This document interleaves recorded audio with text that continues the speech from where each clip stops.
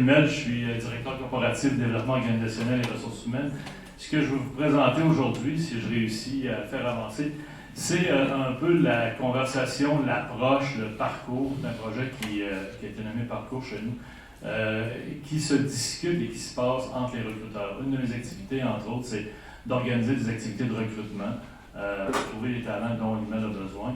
Et évidemment, mes collègues qui sont les recruteurs dans l'ensemble de nos usines font partie de cette grande équipe, grande famille de gens, j'en ai de tout niveau, des juniors comme des seniors. Donc, je vais vous tenter de vous expliquer un peu ce que l'on vit.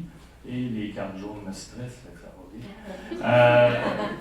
Peut-être pour commencer, je vous dirais que ce que je dis souvent à mes collègues, vous allez rencontrer des gens dans les organismes, vous allez recruter, et tout est une question de perception.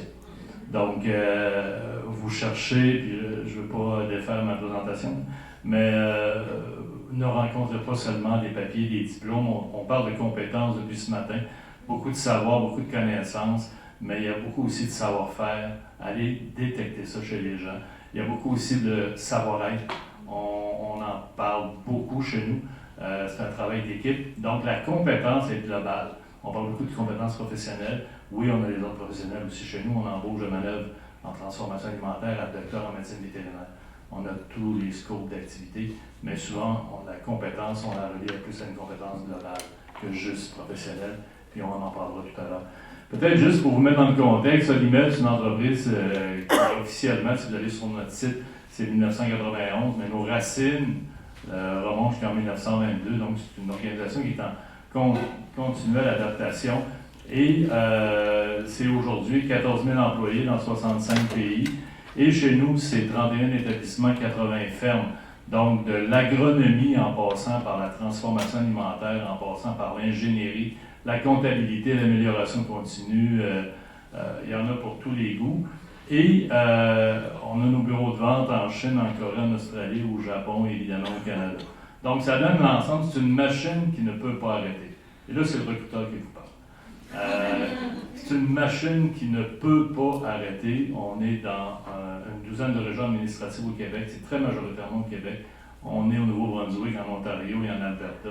Et ça roule 24 heures, 7 jours, beau temps, mauvais temps. Donc, vous pouvez vous imaginer le besoin de main-d'œuvre, le besoin de talent, le besoin de compétences qu'on peut avoir. Et nos marques de commerce, bon, que vous connaissez, pour ceux qui ne connaissaient pas l'email, c'est Olimel, Flamingo, La Fleur fait partie de chez nous. Tout dernièrement, Nagano, qui est un de nos porte-avions qui est en Mauricie, dans le village de Yamachiche, à visiter. La ferme d'Anvers, Tour Eiffel, tout récemment, et les produits Prince. Chez nous, c'est 2000 nouveaux employés par année. Donc, aujourd'hui, c'est 8 personnes chaque jour qui vont être embauchées chez Olimel. 8 personnes chaque jour. Pour faire ça, il faut en rencontrer, c'est un par cas chez nous, les statistiques internes. Il faut rencontrer 8000 personnes pour en trouver 2000. Et ça va être de même l'année prochaine, dans 3 ans, dans 4 ans. C'est 2000 personnes par année, dans tous les secteurs d'activité. Ce qui veut dire, des fois, je dis souvent à mes collègues, faites-vous-en pas, vous allez rencontrer la population de Victoriaville, Boucherville, Sorel-Tracy ou Anjou, et vous allez recommencer demain matin. Donc, c'est de vous dire un peu la démarche, les stratégies de recrutement, et en même temps, il y a toute la question de la reconnaissance des compétences. Donc ça, c'est un élément qui, chez nous, est très important. Et nos sources de recrutement, à 70%, c'est très local, ce qui veut dire une usine, 50 km autour, et de ce 70%, on va retrouver des collègues qui sont aussi issus de l'immigration. Donc ça, mais c'est une source. C'est une équipe qui travaille très localement. La deuxième source de recrutement, c'est les travailleurs étrangers temporaires, qui est un programme que vous connaissez probablement pour la majorité d'entre vous, qui représente 10% de la main-d'œuvre. C'est contingenté. Le troisième volet, c'est ce que j'appelle, celui-là, c'est mon bébé, fait que j'en suis assez heureux avec mon équipe. C'est les travailleurs qui sont issus de Montréal. Donc, tous les travailleurs issus de l'immigration de Montréal. Ce qui veut dire qu'ils représentent à peu près 20%. 20% de 2000, c'est 400. Donc, à chaque année, c'est 400, mais les 2 dernières années, je vous dirais bien honnêtement, c'est 1200 personnes qu'on a embauchées issues des organismes qui ont pignon sur rue à Montréal.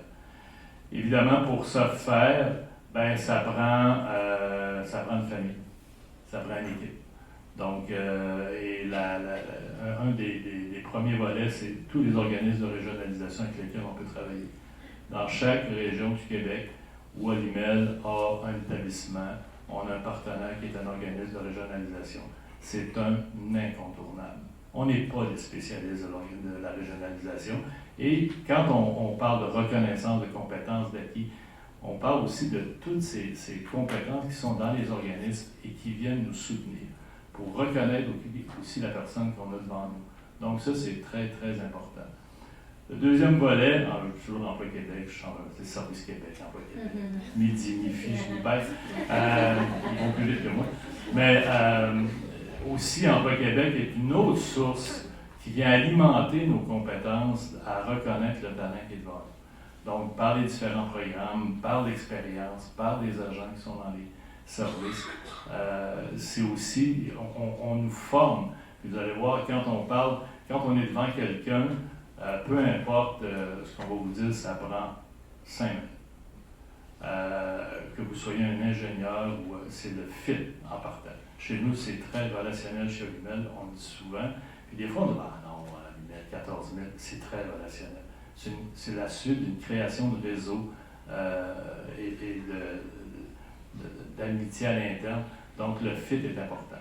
Fait que mon recruteur qui rencontre une personne dans une activité de recrutement, que ce soit pour manœuvre en transformation alimentaire, qui représente 80% de la main-d'œuvre qu'on embauche, en passant par professionnels et techniques, on aura beau vous garder 1 heure, après 5 minutes, l'idée est faite. Fait que je démystifie le recruteur sans lui, qui n'est pas dans les livres. Le troisième volet, c'est les partenaires d'enseignement. J'en parlerai en particulier. Chez nous, en Montérégie, c'est SYNOR, S-Y-N-O-R, ne pas confondre, qui est le service d'aide aux entreprises du Cégep de Saint-Hyacinthe. Toute l'approche de la RAC, la reconnaissance des acquis, SYNOR avait une belle approche qui nous permet de dire, bon, ben, cette personne qui nous intéresse, ben, on aimerait en savoir plus, puis ça nous prend, non pas le diplôme, mais une compétence qui est reconnue, peux-tu m'aider? C'est sous l'approche d'entrevue. Une entrevue professionnelle, ça ne prend pas 8 heures, ça prend pas. Mais il y a tellement d'expérience qui nous permettent aussi de dire ce que tu as vu, je te le confirme de la façon suivante. C'est ça que j'ai besoin. Fait que cette approche, on a parlé beaucoup de reconnaissance d'acquis ce matin, mais avec SYNOR, nous, on s'est associés. Et je vous dirais, je ne veux pas faire de politique, mais je vous dirais qu'avec eux, même dans les autres régions, je fonctionne avec mon même partenaire de service.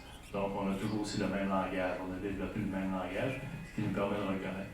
Les organismes de Montréal, c'est des incontournables aujourd'hui, puis on en parlait tout à l'heure à juste titre, on ne peut plus faire la fine bouche sur les talents. Regardez mes cheveux blancs, je fais partie d'une génération où il fallait que tu fites dans la photo. Fait qu'on cherchait la personne, il n'y en a plus de photos, il n'y en a plus de cadre. On a besoin de main-d'œuvre, on a besoin de talent. Et mes principaux collègues aujourd'hui sont issus, je parle beaucoup des organismes de Montréal, mais sont issus demandeurs d'asile, réfugiés, résidents permanents. Peu importe le statut, et c'est vrai que c'est long 6 mois aujourd'hui dans le recrutement. On avait vous donner le monde après 2 ans. C'était à 25 ans autrefois, mais c'est pour ça que les organismes de Montréal et également les organismes de Montréal viennent bonifier tout ce qui se fait en amont avec la régionalisation, avec Service Québec, avec les partenaires d'enseignement. Donc ça, c'est la direction des superviseurs, incontournable. C'est ce qu'on a fait dans le programme Parcours. Il a fallu s'asseoir, puis je vais raconter une anecdote. Il a fallu s'asseoir avec les directions pour dire, ben voici maintenant comment va être composée la démographie de votre usine. Entre autres, je travaille de près avec une usine présentement, où quand je lui ai dit tu devrais avoir de belles personnes issues de la communauté hispanophone, ça a été non, fais pas ça, personne ne parle espagnol ici. Donc, il a fallu mettre une architecture, quand je dis préparer l'arrivée, ben on a trouvé, il fallait embaucher des superviseurs, on a trouvé des superviseurs hispanophones qui étaient bilingues, français-espagnol. On a trouvé des collègues qui étaient hispanophones, on a bâti un milieu de vie. hispanophone. Aujourd'hui, pour raconter toute une vie. Aujourd'hui, travail ingrat, hein, c'est incroyable. Donc, il a fallu préparer le milieu de vie. Préparer un milieu pour accueillir, et ça, souvent, on parle de compétences, mais il y a aussi des compétences qu'il faut développer à l'interne. Donc, c'est pas juste des compétences à l'externe. Finalement, c'est dans les deux sens. Et évidemment, incontournable, les syndicats, les employés. Je dis les employés parce que pour accueillir nos nouveaux talents, pour les former, pour les guider, pour leur faire passer le désert, que j'appelle, on a toute la question de parrainage, de marrainage et autres. Donc, des volontaires qui sont des fois issus même des communautés avec lesquelles on a été en partenariat, qu'on a embauchés, et qui aujourd'hui sont des parrains et des marraines. La rencontre, quand je parle de la rencontre, je parle vraiment d'une rencontre, ça prend 5 minutes. Je reviens toujours sur le 5 minutes, puis je le dis à mes jeunes, en tout cas ceux de mon équipe, on a simplifié le formulaire, on a simplifié tout ce qu'il y avait à simplifier. Et ça se passe dans les organismes, oui, les clients, les bénéficiaires des organismes, par le recruteur de l'email. Et là, la belle question que je repose souvent, c'est, je devrais rencontrer qui? Un diplôme ou une personne? Donc, et là, les plus jeunes font toujours pas. Un diplôme? Non. Rencontrer une personne. Donc, la caricature va son pas de même. Et ça, c'est nos employés en passant. Chez Email, on s'est donné l'éthique de dire si tu mets des photos de ta game. Donc, ça aussi, c'est. Fait que oui, tu vas rencontrer des histoires, des talents, des compétences, des projets de vie. Parce que souvent, la personne veut fitter avec une expérience de vie. Ouais, tu vas commencer peut-être dans autre chose, mais j'ai la chance d'offrir chez Email la promotion interne. Donc, ça me permet de dire tu commences à un endroit, mais c'est un parcours. Je ne trouve pas juste un job, c'est un parcours professionnel. Et n'oublie pas que tu vas aussi embaucher ou transférer, parce qu'on est très régionalisé, c'est très rural chez Limite. Il y a des questions des familles. Puis, ultimement, si tu as besoin d'un diplôme, tu l'as. Parce que souvent, il n'y en a pas de papier. Donc, c'est un CV qui est même fait et monté par l'organisme avec lequel on travaille. Donc, il y a une question de foi aussi là-dedans. Et c'est là qu'arrive le fit et le radar, comme je dis très souvent, avec mes collègues. L'autre chose, l'offre de parcours, c'est un alignement entre les talents et les besoins. Et c'est là la rencontre. Détecte le savoir-faire et le savoir-être chez ton client, chez ton futur collègue. Travaille là-dessus. Donc, ça, c'est une question qu'on se pose très souvent. On a la chance d'offrir la politique de promotion interne, ce qui fait que je peux commencer dans un échelon un peu plus inférieur, mais je peux grandir. Parce qu'une fois que tu es entré, tu as la priorité. Et en plus, on a, là-dedans, je ne prends pas vraiment des ordres, mais on a différents programmes de formation, de développement de la main-d'œuvre et autres. Je vais même t'accompagner professionnellement ou académiquement avec les partenaires que l'on a. C'est un programme de développement de compétences. Je reviens sur un mot qui chez nous, autrefois, on était des jobbers, des manœuvres, c'est un manœuvre en transformation alimentaire. On a besoin aussi de valoriser l'emploi. Ça, c'est l'autre chose. Manœuvre en transformation alimentaire, on en parlait tantôt, ça fait partie des métiers semi-spécialisés. C'est un métier. Pour avoir été longtemps avec le comité sectoriel de manœuvre en transformation alimentaire, puis oui, j'ai contribué à la norme sur le boucher industriel, c'est un métier, manœuvre. Donc, il faut en être fier. Donc, la personne, le fait d'accepter un emploi à un grade moindre que celui qu'il aimerait avoir, c'est pas un job dévalorisant. Ça, il faut le vendre aussi. Il faut l'expliquer, puis il faut le vendre. C'est un milieu de vie, c'est un accompagnement personnel, familial et professionnel. Pourquoi un accompagnement personnel, familial et professionnel? Parce que chez nous, j'ai un collègue qui s'appelle un coordonnateur en accueil et intégration. C'est quoi son job? C'est mon travailleur social. Donc, il est issu de l'immigration, il est empathique, il est trilingue, il est à l'écoute.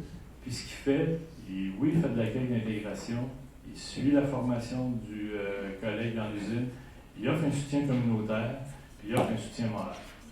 C'est ce qu'il fait uniquement. Donc, ça permet de dire, voici, j'ai mon collègue qui arrive, qui vit telle vie. Des fois, c'est une question de, je trouve pas de garderie, mon hébergement, on va travailler avec. Lui, il n'a fait que ça. Donc, c'est ce qu'on fait à l'intérieur de ça. En résumé, je vous aurais parlé de Jacques Forêt. Genre, puis 30 secondes pour vous dire, quand on parle de compétences, vous aurez accès à... ce que je dis souvent à mes copains, déterminer ce que j'ai à offrir, puis être globalement attractif, développer vos partenariats, mettez l'emphase sur laquelle l'intégration effectuée est suivie sur le terrain. Imaginez-vous pas vous connaître, que l'on vous connaît, on ne connaît pas. Donc, à chaque fois, faites-vous découvrir. Improvisez-vous pas spécialiste de l'immigration, puis pensez que l'intégration va être magique. Oubliez ça. Donc, ça, c'est dans cet élément-là. Un élément que je dirais, je vous ai parlé du local Montréal et Montréal Employeur, le référencement. Quand les gens sont heureux chez vous, ils vous réfèrent. Même si vous êtes demandeur d'asile, c'est des réseaux. La personne que je rencontre bien souvent, je me dis toujours, toi, tu représentes un réseau, ta famille, tes amis, où est-ce que tu es? Donc, c'est ce que l'on fait. En recrutement, aujourd'hui, souvent, votre plan va ressembler en haut. Vous allez voir ce qui est en bas. Lâchez pas. Et c'est vrai aussi pour la personne que je rencontre. J'ai mis au Québec. Je pense, j'arrive avec mon diplôme, je n'ai pas reconnu. Et moi, ceux que je rencontre bien souvent, je vois une parenthèse, ils sont déçus. Hein? Ils sont déçus, ils sont préoccupés, ils sont sonnés, comme je dis souvent. Il faut que je les reconstruise. Malheureusement, c'est ce que je vis. Malheureusement pour eux, malheureusement pour nous. Donc, c'est pour ça qu'il faut faire attention à ce qu'on fait. Merci beaucoup. Allez.